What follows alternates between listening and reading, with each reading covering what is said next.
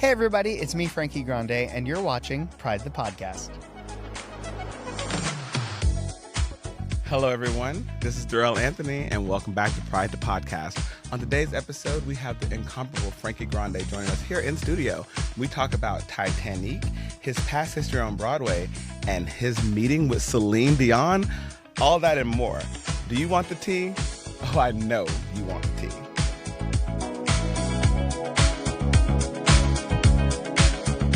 Hello, everyone, and welcome back to a brand new episode of Pride the Podcast. I'm Darrell Anthony. I'm Adam Andrew Rios. I'm Mr. Braden Bradley, and we have a surprise special guest host. And I'm gay. Yay! We have With a Gay T. with us. We have Gay with us. Gay is in the room with us. Hi, my name is Gay, gayer, and gayest, and I'm so grateful to be here with you guys. If you don't know, I am Frankie Grande. So. We are so happy to have you in studio. Thank you. This is an honor, so this is going to be amazing. Special shout out to our friends at Wit Studios, Kitchen Island Tea, and Rehab Entertainment. Thank you so much. Word. Let's get right into it. So, Frankie, for those who don't know who you are, which if they're living on an iceberg, if they don't, But on bomb. can you let us know a little bit who you are? My goodness. Lord. All right, well, I made my Broadway debut when I was 23 years old in Mamma Mia. Yes. That's how it all began. And then after that, I became a Broadway producer, produced a couple of shows. Then I went to Los Angeles, where I started my YouTube career. Eventually became like a YouTuber, as they called us back in the day. And then was discovered by Big Brother. I got to go onto the show, which was an amazing experience for myself. Went back to Broadway. Rock of Ages was the best. Oh, God, love that show.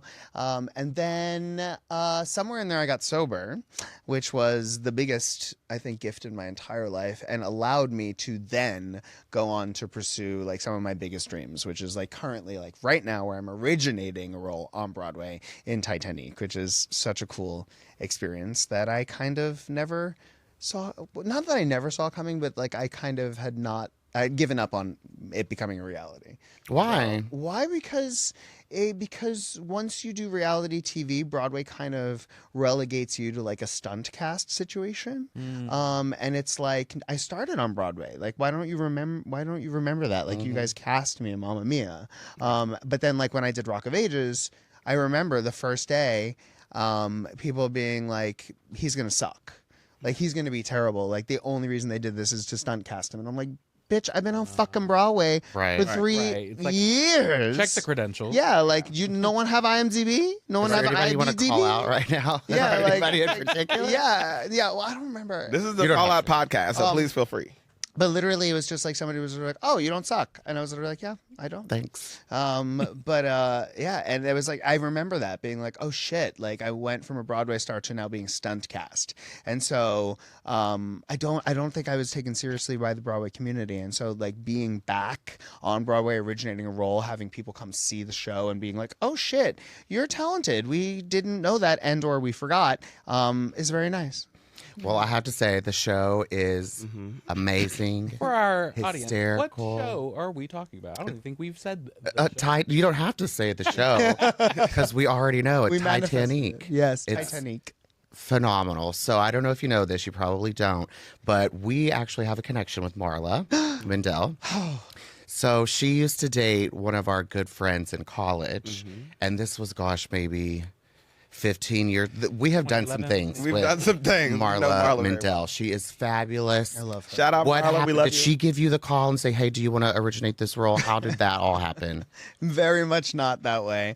I was doing Cruel Intentions with Constantine Rassouli, and I think on stage during an ensemble number, he literally looked to me and was like, hey, I wrote this show. It's a parody of Titanic, and I want you to play the captain and sing I Drove All Night While Doing Meth. And I was like, yeah, I'm in. Perfect. Like, that was Wow. it was so simple. So it was just a great, I mean, Connie and I have been friends for 20 years. Okay, so he's known me since Mamma Mia days when he was in Hairspray and I was in Mamma Mia. And so when I was doing Cruel Intentions with him, he was like, you're the perfect perfect Victor Garber.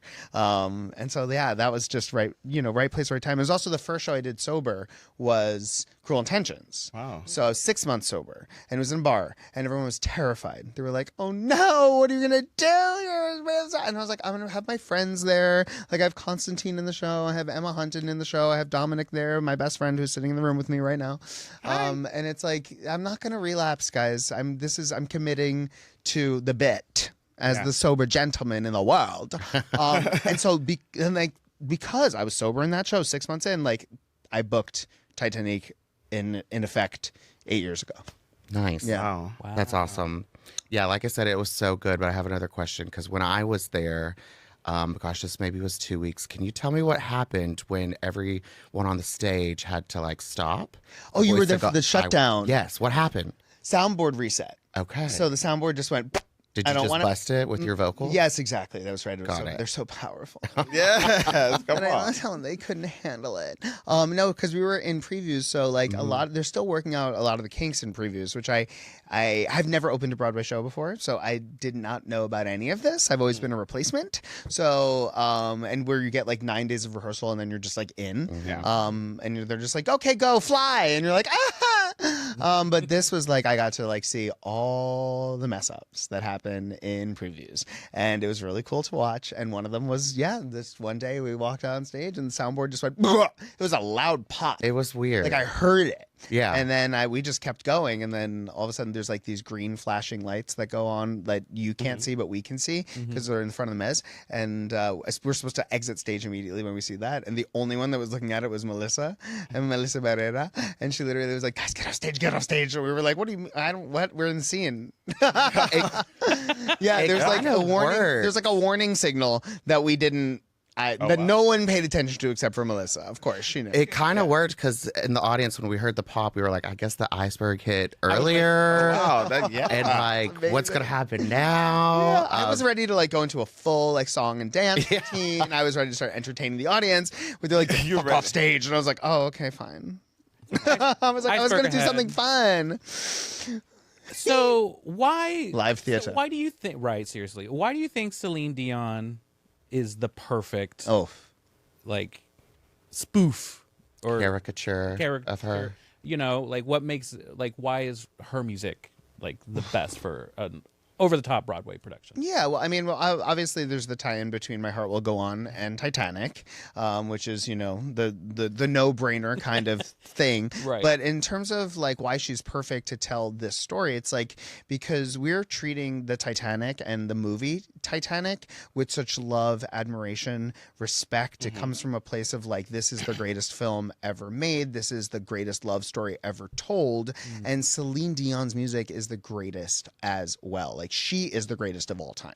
And so we're giving her that love and homage because she has given us permission to be absolutely ridiculous, absolutely campy, and absolutely over the top, but at the same time having an unbelievable level of heart. Yeah. And because that's who she is as a person. She and I are actually extremely, extremely similar in that, because like I am so fucking over the top camp-a-lish 24/7, but like everything I do is led with heart. Yeah. Every single thing I do is coming from a place of love. Even when I tell you to go fuck yourself, it's for your fucking benefit. Right. It's from my heart. You need to learn, bitch.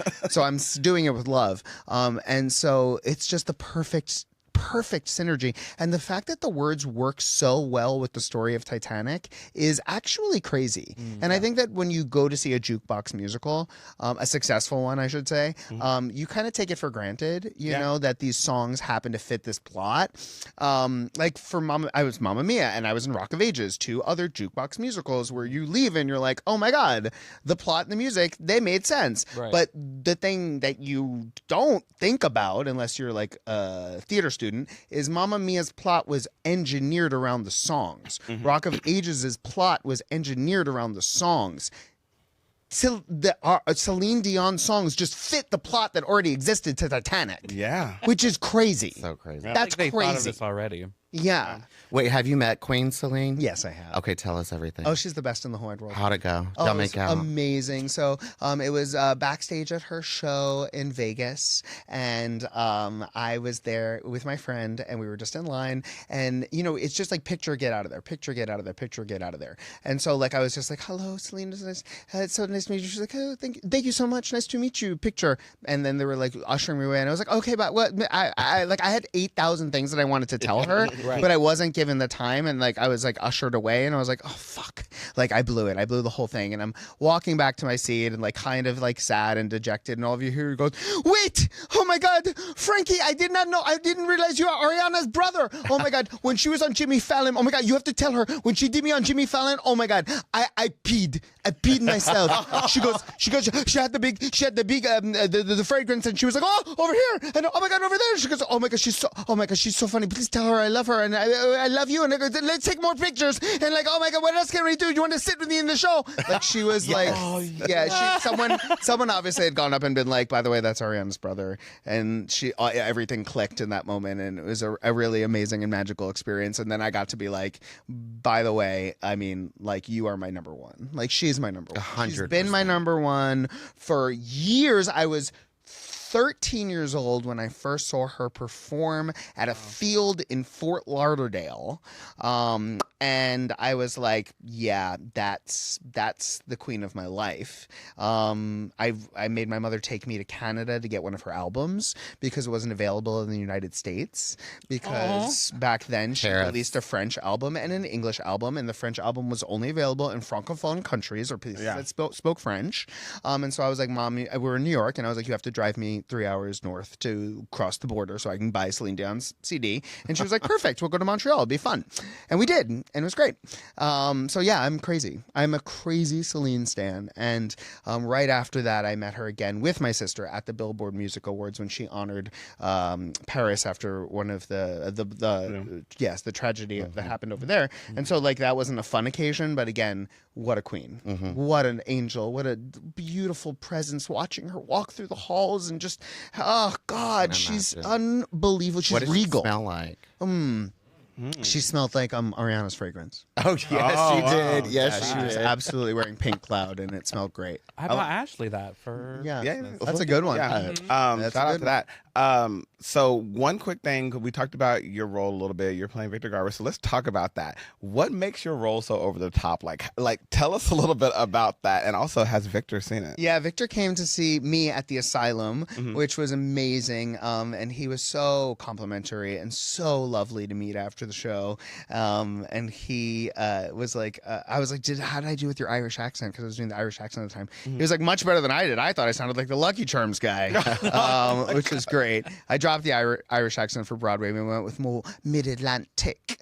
But it's like, how do I...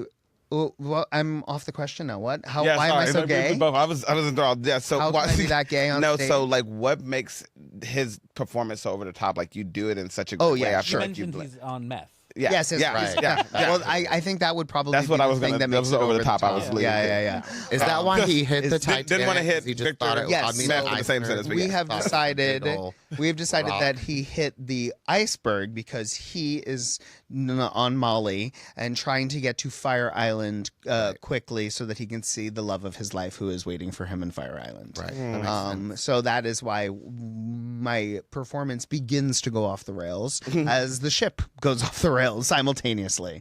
A bunch of rails. Yes, a bunch of rails, railing lines, railing, all the Somebody holes and forming holes in the ship. Okay. That's it. Simultaneously. Shall we play a game? Yeah. Speaking of holes, shall we go for it? Let's do it. So we want to play a game with you called Sink or Survive. Oh God. You know the concept. It's this or that, pretty much. So we're going to give you a couple, and then here we go. Round one, Celine edition. My Heart Will Go On versus It's All Coming Back to Me Now. So I have to choose one. Yep. Oh God. Honestly, Sink My Heart Will Go On. Save It's All Coming Back to Me Now. Just because I've heard My Heart Will Go On quite a lot. and we didn't get the rights to It's All Coming Back to Me Now. So that one is fresh in my mind. Actually, that's a really good question. How did you get some rights, not some rights? So specifically with it's all coming back to me now. That is Meatloaf had just passed away. Okay. And so the estate wanted to hold that song for Meatloaf. Okay. Like if like Bad Out of Hell came to Broadway, or if like they wanted to do something with that song, so they were like, no, you can't have it. And we were like, Fine. but yeah, we just use A New Day, and it's great. Maybe for the sequel. Yeah. Yeah. You never know. There was a part 2 to the Titanic movie. I think they made it. Was on, there? like, No, there was not. What happened? Rose is still alive? So a new Titanic boat went out, and then it was obviously made up, but a new boat went out called the Titanic, and then like the same shit happened. Oh God, it's such Jurassic Park again. That's exactly what The same thing happens in every single Jurassic Park. They did. I They replicated so. it, and that's why they got the spinoff. Yeah. They're like replicated the ship, and they're like, so this real ship went out, and it happened again, and it's like Noah's They're like, Ark. the T-Rex broke out again. yeah, it's That's like, how many times are y'all crazy. going to Isla Nublar? Leave it alone. Oh my God! Wow, we Jesus. still can't contain it. Nope. What a surprise! Okay, sorry to derail your game. Go ahead. No. I was like, you want to? Okay, it's all coming back. Okay, I'll take the next one. Whisper singing intros versus full vocal acrobatics by minute 1. Oh God, I do both. Which Dear is your God. I like whisper singing intros. Yeah, Sing. this is new for me. I never done that before. I'm usually full belt, full tilt, but there's no place to grow So true. if you start full belt, full tilt. So I'm learning in my ripe old age of 43 that it's actually really exciting to be like, I had to escape. The city was sticky and cruel. We don't have the rights. And then That's all we got. That's all we got. and every day gonna go. and then by the end being like, what? Like that's fun. Yeah. It's fun. You gotta give the audience a place to go. Yeah. And then next question: Vegas residency Celine or '90s Celine? Wow. Oh wow. I mean, I fell in love with her in the 90s, so let's go with 90s. Okay. Yeah. All right. Yeah. So these are a little bit more Titanic themed. So Jack versus Rose. Oh, I mean, we saved Jack. Obviously, have you seen that ass? Yeah. He'd save himself. He would save himself. That thing floats. Yeah. it Does does. it? Yeah, that's gotta float. We all float down Handsome, here. I must say. yeah. He's gorgeous. My friend is a gorgeous man. Okay, this is a little bit controversial, but if you had to choose one, would you choose the door or the diamond? Wow. No, it's not that controversial. I'd choose the diamond. The diamond. Well, you can't have Jack without the door. Yeah. No, I would choose the diamond. Well- like, do I save? You mean like, do I save some? I don't care. Whatever the answer is the diamond. diamond. I don't Diamond. care. Okay, I don't that's need to fair. know the nuance of the question. That's save fair. the diamond. So in fair. terms of Sink quotes, the door. draw me like one of your French girls versus I'm flying. Oh, draw me like one of your French girls. One of the greatest lines ever Yes. written. I've tried to have someone do that before, but it didn't work out. So well. Yeah. No. They were 'Cause like, you're not "Here's- French." No, or a girl. Yeah. Kind I of. didn't You know what? I say can be what I cat. want to be. I didn't say can be anything whatever I wanna about be. your Did it look like a identity. cat? Yeah. Oh my God. Yes. Seaman or captain? Who are you saving? Captain. I am the captain. We gotta save myself. I go down with the ship in the show, but like not in real life. Like, no, I'm surviving. I will survive. Thank you. You want to do this one? Move on to the next one? Okay, let's move on to the next one. This is what we're calling Broadway chaos. Oh, I And love so, in your opinion, obviously you just had your opening night. Yeah. But do you think that might be a little bit more sentimental to you than the closing night? Which one would you rather experience? Okay, so I have closed a show on Broadway, which was Rock of Ages, and oh my God, it was way more exciting than opening Really? Titanique, because like every single person who had ever played the role was there. So like I was Franz, but like Wesley, who originated the role of Franz, was sitting right in front of me. Like I had like Carrie Butler was in the audience. Everyone that has ever done it was there, and it took our little like 2.5 hour show and made it well over 3 hours. I love that. Whereas like opening night, it's like theater people are there, they're judging you, they don't know what it is. Like some people are like, oh, we're there because we really want to support you, and some people are there because they're like, we're here with the person that wants to support you. And it's like it's not as boisterous. I will tell you, first preview. If you gave me first preview versus closing night, I would choose first preview. Okay, let's do that. But opening night is not as fun. It is way more industry history, and it is way more stressful. What about the first previews? And you're all waiting for the reviews to come out. Like, it is not fun. Yeah. It is not fun. It's not a fun night. Closing night, fun as fuck. And then first preview, what made that so fun? Oh my God, because it was so sold out, and you knew that it was so sold out because they were diehard fans. Yeah. Yes. And that's the other thing. I've never opened a show. Well, I've never opened a show, but also, like, I don't think many people have opened a show, maybe Hamilton. I don't even know if that's true, where there were diehard fans already. Yeah. Like, I don't think so, because, like, our show has been all over the world. Right. Broadway is its final stop. Like, we have played Australia, we've played Paris, we've played Canada, we have played London, we have played New York City twice, and now we finally arrived to Broadway. So we have international fans that flew to come to our first show. Wow. And I don't think any other show can say that. I will say the energy was just like when I was there, it was just out of this world. Like before, I won't give anything away, even though we know what happens. Before the character walks up on the stage, the very beginning at the top of the show, everyone is like cheering, Celine. yelling. Yeah. It's Celine Dion. It is Celine. It's Celine Dion. Anyway, it's just like magnetic. Like, you know that you're going to have an awesome time for the next couple of hours. Yeah, so like, oof, my God, that was crazy.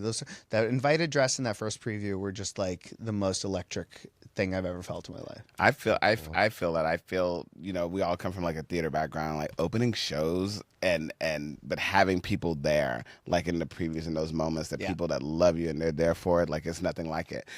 Which kind of leads to this next question, actually, being center stage versus making your entrance from the audience. I love center stage.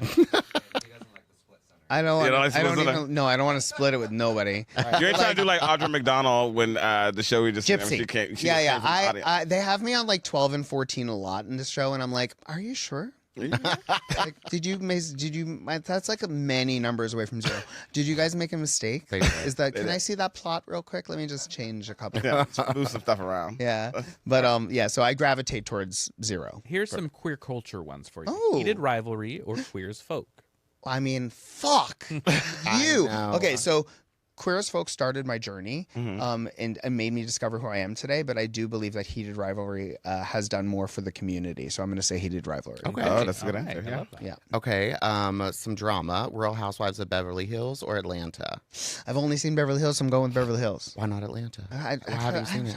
Who's got time? Okay. Yeah. Girl, Yeah, I like, you know what I'm saying? It's like, a lot give to me see a some bunch of Lisa 50-year-old women Vanderpump, around arguing. And that's all I got. I fell off once they introduced Denise Richards. I was like, I'm good now. Yeah, so you I've haven't seen it all. Back until or back since. Ooh, you Vanderpump got to was get there. back into There's it. some high. shit That's some going stuff down. going on. Too high. Yeah, that's stuff going I'm on. so busy. I haven't even caught up on Survivor, and that one's like something that I it's need so to do. good. Yes. It's Yeah, so I good. know. Caught up. Euphoria versus Degrassi.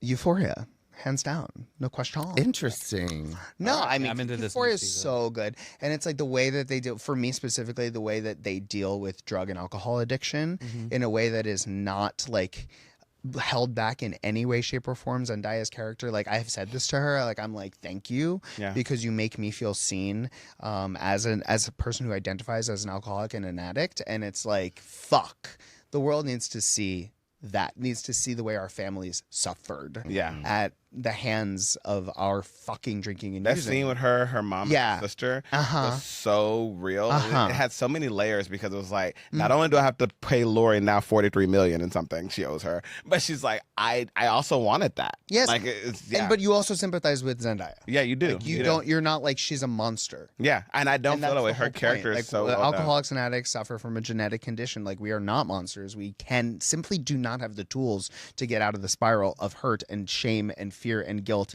and pain that we're causing everybody in our lives. So it's really beautiful. So that show for sure. Yeah, definitely. All right, here's your final impossible question. Celine Dion narrating your life versus starring in Titanique forever. Starring in Titanique forever sounds like a curse. Sounds like you've been sent to purgatory and like you must push this boulder up a hill. Like, Titanic is a very difficult show to do. Like, we are screaming Celine Dion songs every single night, only to go to bed for 8 hours and then get up and have to do it all over again. So being in the show forever does sound like torture. So I'm definitely going to choose with Celine Dion narrating my life. I would like to do Titanic for a lovely year and then go on to do, even greater things. Absolutely, and you absolutely will. So I know we have a little time with you, but I want to do one last quick game, and then I just want to do a little quick wrap up. But it's going to be rapid fire, so we're going to go through it. So this game is going to be called Doc, Marry, or Drop. You know what it's like. Fuck, you know what it's kill. fuck, marry, kill, but it's Doc, Marry, and Drop. I just so. don't. Doc is like docking. I know Docking, what you it is. that, You yeah. know what we're doing. you don't You know what know we're what doing. it is. Braden don't. Yeah. See, did we do this all the time on the So you podcast? put Braden- dicks together and then you go like I this. got it. I got it. and then you both come. Yeah. I've been gay for a Yeah. while. Yeah, frauding is cool too. Yeah, but if one of them has foreskin, it's docking. Yeah, Right. yeah. I'm 'Cause it's teaching the You got to audience. cover the head. It's important. Come on, we know what we this is doing. good. This is good. Child, This is really good. leave it to stuff. us to teach y'all docking. Yeah. All right. So classics. Yeah. Round one: Jack Dawson, Rose, or Cal, the villain, but he rich. Ooh, he's so rich. He's so fine. He's so rich. Fuck Jack, marry Cal, kill Rose. Yeah. Wait, who are you docking? I don't know. The Fuck, marry, kill. Just do fuck, marry, kill. yeah. Okay. Yeah. God, I don't know. Yeah. What am I Titanic does doing? not dock. That- I well, don't if know. it would have I tried to do it. but you did it. You actually did it right. Fuck, Break the- marry, kill. Fuck marry, Jack, kill. marry Cal, he rich, and kill Rose. Yeah, Rose it out. All right. She gone. Constantine. These are Titanic cast. It's Constantine. gonna be the same question. John Riddle. Yeah. Or Jim Parsons. Oh no, marry Jim Parsons. So it is different. I just have to. I love him with my whole heart. Oh, Oh God, which would I kill? Fuck. because they are watching. I guess I have to fuck John Riddle and I have to kill Constantine because y'all are friends, and he'd we're be best okay with that. friends. Yeah, and, he'd and understand. he would also kill me. Right. 1,000%. Because us fucking would be so weird. Yeah. Literally, someone said to me, like, we were talking backstage about, like, me being a married man, and someone else being married, and then being like, well, our spouses don't like when we kiss people because of the opposite sex, or for in my case, the same sex, because we could fuck. And I was like, yeah, but my husband says that about me and Connie, and we physically can't fuck. Yeah. Like, there's no mechanism designed yet for the two of us to get our asses inside of each other. Right. So Your ass is gonna have to wrap around. we They're cannot working on fuck. They are working on Like, it. there's Patent no way pending. for us to fuck, so I can kiss him on the mouth. Okay. Yeah. Okay. good. We'll take that. But also will kill him in this game. Yeah. Gotcha. Good. Okay, this is one of my favorite ones. Fuck, marry, kill the guy who hit the propeller on the way down. Okay. The band that kept playing. Okay. Or the lookout dude who missed the iceberg. Oh, fuck. Kill him. Yeah, right? Kill her. I guess marry the band, because I mean, come on, that's They went down. we get all of them. You know Yeah. what I'm saying? That's a Yeah. lovely relation. That's my harem right there. Yeah. And then I guess fuck the propeller guy. Yeah. We know Fuck so him. little about him. So Right. I think he could have been hot. He I might did have too. been. Yeah. He probably is down there. Down there. Well, this one you're Not probably after he hit though. This one you will probably hate us for, and you will probably never want to come back to Pride Podcast. This might be our last episode, but this is round 4, Divas. Final round: Celine Dion, Whitney Houston, and Mariah Carey. Celine Dion. Fuck. Well, Whitney's already dead, so thanks for helping me with Oh that. shit! So Yeah, I guess we kill did that. Whitney. Yeah. We're gonna fuck Mariah and marry Celine. Easy. Yes. Easy. Okay, That one was good, easy. Good. Thanks for choosing someone who's already passed. Yes. It's yes. really yes. easy for me. Yeah. That we walked right into that iceberg. You did. Okay. So, why this show matters? You are a gem. You're a legend, and I want to say thank you so much for sharing your journey and everything that you've been through. I think that your sobriety speaks volumes. You can see the light around you. You are going to continue to grow and do more things, as you said. Like, you're going to go and do big things, and I cannot wait. I mean, you're doing amazing things now, but you're going to keep going. Why do you think people need Titanique right now? Everything that's going on in the world is really, really hard. Yeah. It's really, really hard. And I think that I've been saying this for a while, that we need to suit up and show up. Yeah. But in order to do that, you need methods of escape. Yeah. Like, you need to feel joy again. Like, if you don't remember joy, then what are we fighting for? Yeah. And I think that there's a level of pessimism in this world right now that is so toxic that you could wake up in the morning and forget why we're fighting. Like, why are we fighting Donald Trump? Like, what is the reason if you don't remember what queer joy is? So we need these reminders in our life that queer joy is a beautiful thing that should be loved and celebrated and spread to the 4 corners of the earth. Our show does that that serves that purpose. And so like, because we get a lot of tourists in our show and in our audience that come because they know Titanique or they know Celine Dion and they voted for Trump. And we love that they come because they leave and they're like, that was the most fun I've ever had. Wow. And it's like, yeah, every single person on that stage is a homosexual. All of them. You know what I'm saying? Like, or an ally or like a very strong ally. Yeah. So it's like maybe when they go to the voting booth next time, they'll be like, oh God, that one person wants to do like conversion therapy on everyone on Earth. Maybe we don't vote for JD Vance, and maybe we instead remember that time we were at Titanique. Like it is that subtle shift. That's that butterfly wing that like can cause a hurricane in the Caribbean. It is that drop of water in the middle of the lake that causes the ripple effect that makes a typhoon all over the other side of the world. Like we can be that. We can be that for the world, and I think we are going to be, because listen, if you're going to see Jellicle Ball, you know what you're getting. Exactly. You know what I'm saying? Yeah. It's like those people that don't like what the Jellicle Ball is serving are not going to go. Right. They will come see Titanique. Yeah. And we can influence them in a way Jellicle Ball cannot. Because if you voted for Donald Trump, the odds of you going to Jellicle Ball are very, very small. Exactly. But the odds of you coming to Titanique because you like Titanic and or James Cameron and or Celine Dion are fucking high. Yeah. And we can make a difference in the world, and that's why I'm so proud to be in the show. Aren't you guys across the street from each other? Yeah. Okay. Exactly. I think That's what I'm saying. I think y'all should have a vogue. I think what I'm saying. Like, if I'm a fucking Republican and I'm looking to my right and I'm seeing Jellicle Ball, and you understand what that show is trying to do to the world, and you go to the left and you're like, I don't know what Titanique is, but I love the film. You all you need to do is get them in the seats. Yeah. Get them in the fucking seats, and we can change hearts and minds. And that's why I think our show is so special, because we are subtly influencing people and bringing them over to the light side. I love it. Yeah. Well, I'm so glad. Maybe we not got so you. subtly.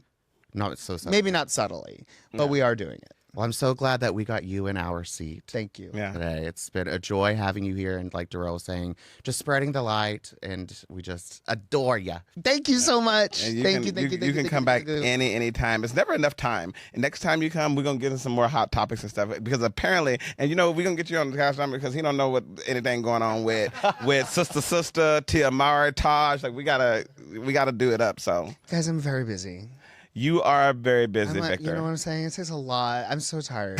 I go home and I literally, my husband's like, why are you always saying you're tired? And I was like, because I am. You are. But I think I'm going to start catching up on, because now the show's open. So I get the days to myself. Yeah. I can sleep till 11:30. Oh, thank God. Yeah. And so I think I'm starting to have a life again, and you guys can educate me about what's happening in the world, because I actually don't know unless it's like a headline. Mm-hmm. Yeah. And you Then can I catch up know. on Survivor. 'cause it's NPR really every single morning. Every single morning. Hot tip.